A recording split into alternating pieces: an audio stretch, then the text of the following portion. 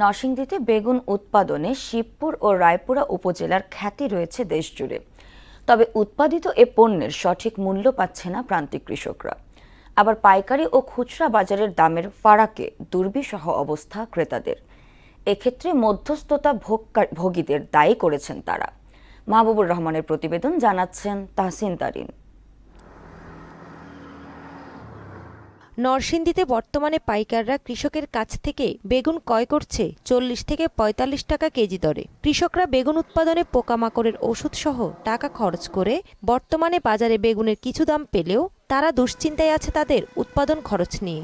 কষ্ট করি মাথার কাম ফেলায় মেহনত করি, পরিশ্রম করি, কিন্তু আমরা ন্যায্য মূল্য দাম আমরা পাই না। 1600 টাকা মনে হয় 40 টাকা কেজি, 1200 টাকা 30 টাকা দাম আগে বেচছি। এক কানি খেতে পারে 70,000 খরচ হয়েছে, মানে মোটামুটি একটা আগেছি আর কি। এদিকে খুচরা বাজারে ওই বেগুন বিক্রি হচ্ছে 80 টাকা দরে। হাত বদলালেই বাড়ছে দাম, এতে হিমশিম খাচ্ছে ক্রেতারা। গৃহস্থের কাছ থেকে মালটা মধ্যভোগীদের হাতে যাওয়ার পরে এটা দ্বিগুণ বৃদ্ধি পায়।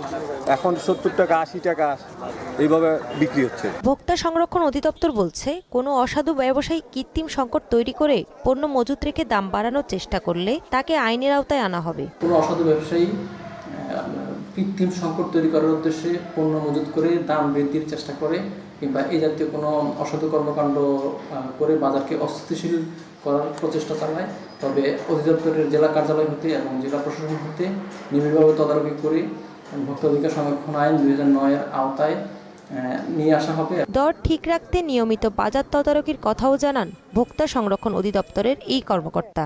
রমজান মাসে ভোক্তা সাধারণগণ যেন সহনীয় মূল্যে ক্রয় ক্ষমতার ভিতরে থেকে পণ্য ক্রয় করতে পারেন এবং ব্যবসায়ীগণ নির্বিঘ্নে ব্যবসা করতে পারেন, সেই লক্ষ্যে ভোক্তা অধিকার সংরক্ষণ অধিদপ্তর নরসিংদী এবং জেলা প্রশাসন নরসিংদী হতে প্রচেষ্টা চলমান থাকবে। তাহসিন তারিন, মোহনা সংবাদ।